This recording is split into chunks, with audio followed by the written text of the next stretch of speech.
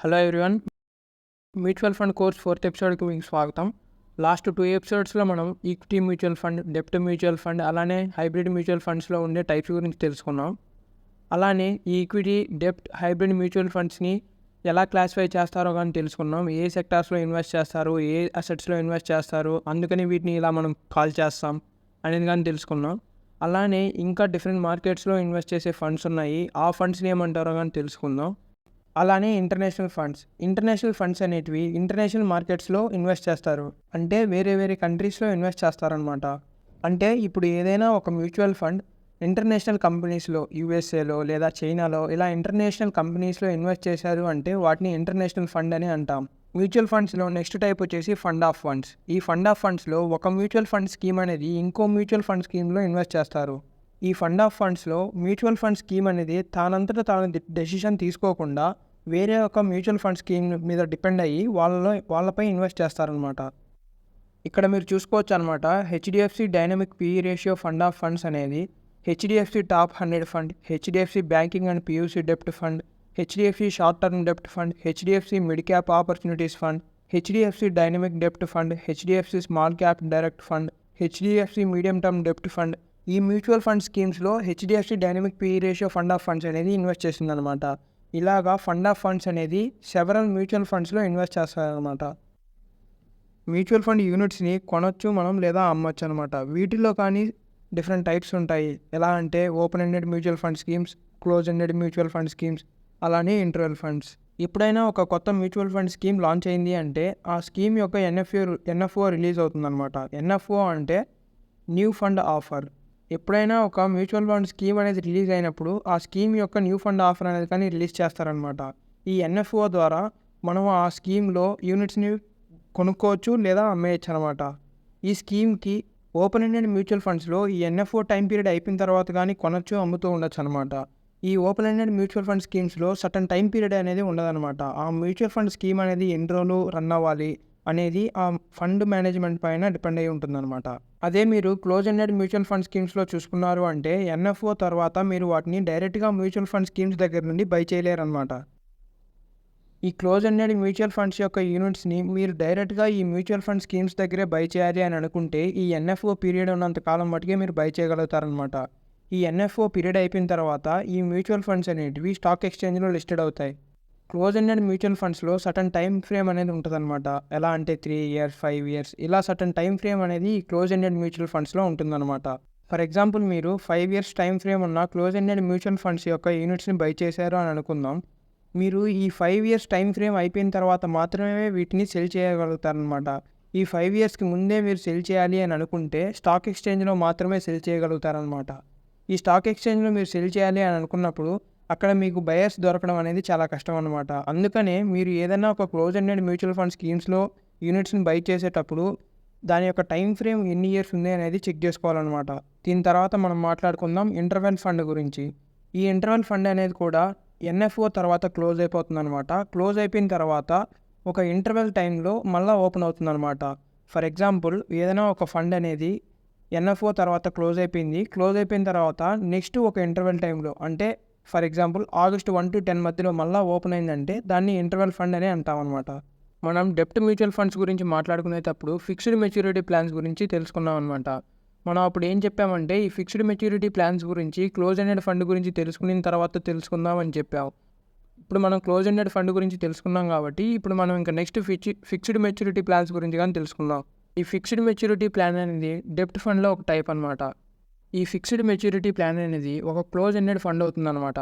Fixed maturity plans government సెక్యూరిటీస్లో అలానే corporate బాండ్స్లో రెండిట్లో ఇన్వెస్ట్ చేస్తారనమాట. ఎక్కడైతే హై రేటింగ్స్ ఉంటాయో అక్కడే ఇన్వెస్ట్ చేస్తారనమాట. ఈ ఫిక్స్డ్ మెచ్యూరిటీ ప్లాన్స్ ఏ బాండ్స్లో అయితే ఇన్వెస్ట్ చేస్తాయో ఆ బాండ్స్లో డెఫినెట్గా మెచ్యూరిటీ పీరియడ్ అనేది ఉంటుందన్నమాట.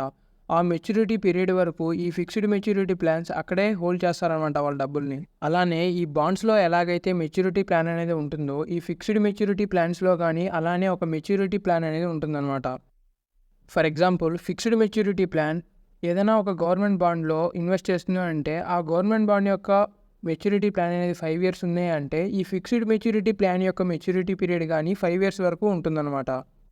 అలానే ఈ ఫిక్స్డ్ మెచ్యూరిటీ ప్లాన్స్ అనేటివి హైలీ రేటెడ్ గవర్నమెంట్ బాండ్స్లో అలానే కార్పొరేట్ బాండ్స్లో ఇన్వెస్ట్ చేస్తారు కాబట్టి అక్కడ రిస్క్ అనేది తక్కువగా ఉంటుందన్నమాట. కానీ సర్టన్ మెచ్యూరిటీ పీరియడ్ వరకు అక్కడే మనీని హోల్డ్ చేసి పెట్టుకోవాలన్నమాట.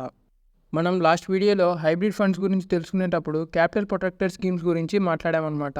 ఈ క్యాపిటల్ ప్రొటెక్టెడ్ స్కీమ్స్ గురించి క్లోజ్ ఎండెడ్ ఫండ్ గురించి తెలుసుకున్న తర్వాత తెలుసుకుందామని అప్పుడు చెప్పాం. ఇప్పుడు మనం క్లోజ్ ఎండెడ్ ఫండ్ గురించి తెలుసుకున్నాం కాబట్టి ఇప్పుడు క్యాపిటల్ ప్రొటెక్టెడ్ స్కీమ్స్ గురించి కానీ తెలుసుకుందాం. ఈ క్యాపిటల్ ప్రొటెక్టెడ్ స్కీమ్స్ కానీ క్లోజ్ ఎండెడ్ స్కీమ్స్ అవుతాయన్నమాట. ఈ క్యాపిటల్ ప్రొటెక్టెడ్ స్కీమ్స్లో టైటిల్లోనే ఉంది క్యాపిటల్ ప్రొటెక్టెడ్ అని. మీరు ఎంతైతే డబ్బులు ఇన్వెస్ట్ చేస్తారో ఆ డబ్బులు మటుకు మీకు రిటర్న్ కన్ఫామ్గా వస్తుందన్నమాట. ఆ డబ్బులతో పాటు మీకు ఎంత ప్రాఫిట్ వస్తుంది, ఎంత ఇంట్రెస్ట్ వస్తుంది అనేది దీంట్లో గ్యారంటీ అనేది ఉండదన్నమాట. సరే పదండి, ఈ క్యాపిటల్ ప్రొటెక్టెడ్ స్కీమ్స్ అనేది ఎలా వర్క్ అవుతుందో చూసుకుందాం. ఈ క్యాపిటల్ ప్రొటెక్టెడ్ స్కీమ్స్ అనేవి కానీ బోత్ గవర్నమెంట్ సెక్యూరిటీస్లో అలానే ఈక్విటీలో రెండిట్లో ఇన్వెస్ట్ చేస్తారనమాట. ఈ గవర్నమెంట్ సెక్యూరిటీస్లో ఎక్కడైతే ఇన్వెస్ట్ చేస్తారో అక్కడ కాన్స్టెంట్ రిటర్న్స్ అనేటివి వస్తూ ఉంటాయి. ఈ ఈక్విటీలో ఎక్కడైతే వీళ్ళు ఇన్వెస్ట్ చేస్తారో అక్కడ రిటర్న్స్ అనేటివి కాన్స్టెంట్గా ఉండవు అనమాట.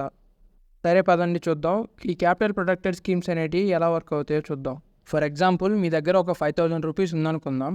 ఆ 5,000 రూపీస్ని మీరు క్యాపిటల్ ప్రొటెక్టెడ్ స్కీమ్స్లో ఇన్వెస్ట్ చేశారు అనుకుందాం. ఈ క్యాపిటల్ ప్రొటెక్టెడ్ స్కీమ్స్లో ఉన్న ఫండ్ మేనేజర్ వచ్చేసి బోత్ గవర్నమెంట్ సెక్యూరిటీస్లో అలానే ఈక్విటీలో రెండిట్లో మీ 5,000 రూపీస్ని ఇన్వెస్ట్ చేస్తారనమాట. ఈ 5,000 రూపీస్లో 3,403 రూపీస్ మటుకి ఈ గవర్నమెంట్ సెక్యూరిటీస్లో ఇన్వెస్ట్ చేస్తారు according to the maturity period. ఇక్కడ మెచ్యూరిటీ పీరియడ్ వచ్చేసి మనం 5 years అనుకుందాం. అలానే ఇంట్రెస్ట్ రేట్ వచ్చేసి 8% అనుకుందాం. ఓకేనా. అలానే ఈ 3,403 రూపీస్ని ఈ గవర్నమెంట్ సెక్యూరిటీస్లో ఇన్వెస్ట్ చేసిన తర్వాత మిగతా ఏదైతే ఉంటుందో నీ 5,000లో మిగతా రూపీస్ 1,596.5 రూపీస్ని ఈక్విటీలో ఇన్వెస్ట్ చేస్తారనమాట. మీకు 5 years తర్వాత ఏమవుతుందంటే ఈ గవర్నమెంట్ సెక్యూరిటీస్లో ఈ 3,400 ఇన్వెస్ట్ చేశారు కదా, అది 5,000 అయిపోతుంది అనమాట. ఓకేనా. అంటే మీ క్యాపిటల్ అనేది ప్రొటెక్టెడ్గా ఉంది, మీ క్యాపిటల్లో ఎటువంటి లాసు మీకు రాదు. అలానే మీరు ఈక్విటీలో ఏదైతే ఇన్వెస్ట్ చేశారో 1,596 రూపీస్లో మీకు ప్రాఫిట్ రావచ్చు లేదా లాస్ రావచ్చు. ఓకే, ఇలాగ క్యాపిటల్ ప్రొటెక్టెడ్ స్కీమ్స్ అనేవి వర్క్ అవుతూ ఉంటాయి అన్నమాట. బోత్ గవర్నమెంట్ సెక్యూరిటీస్లో ఈక్విటీలో ఇన్వెస్ట్ చేస్తారు, మీ క్యాపిటల్ మటుకు ప్రొటెక్టెడ్గా ఉండేలాగా చూసుకుంటారనమాట. మ్యూచువల్ ఫండ్స్లో ఫండ్ మేనేజర్ ఎలా మేనేజ్ చేస్తాడు అనే దాన్ని బట్టి కానీ మ్యూచువల్ ఫండ్స్లో 2 types ఉంటాయి, యాక్టివ్ ఫండ్స్ అలానే ప్యాసివ్ ఫండ్స్. ఫస్ట్లీ మనం యాక్టివ్ ఫండ్స్ గురించి తెలుసుకుందాం. ఎక్కడైతే ఫండ్ మేనేజర్ యాక్టివ్గా ఫండ్స్ని మేనేజ్ చేస్తూ ఉంటారో వాటిని వచ్చేసి యాక్టివ్ ఫండ్స్ అని అంటాం.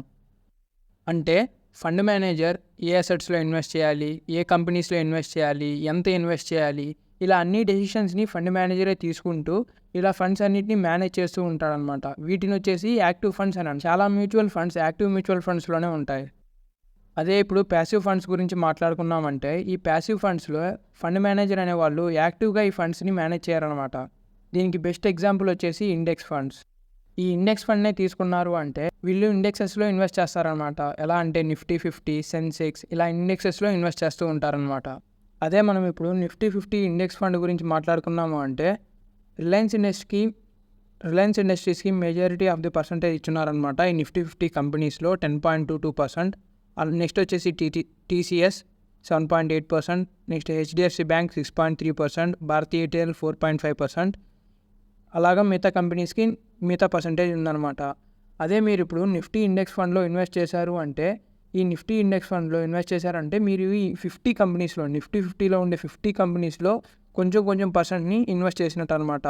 అదే మీరు ఇప్పుడు మీ డబ్బుల్ని నిఫ్టీ 50 ఇండెక్స్ ఫండ్లో ఇన్వెస్ట్ చేశారు అంటే మీ డబ్బుల్లో 10% అనేది రిలయన్స్ ఇండస్ట్రీస్లో, అలానే 7% అనేది టాటా కన్సల్టెన్సీలో, ఆ తర్వాత 6.3% అనేది హెచ్డిఎఫ్సి బ్యాంక్లో ఇలా ఇన్వెస్ట్ చేస్తారనమాట.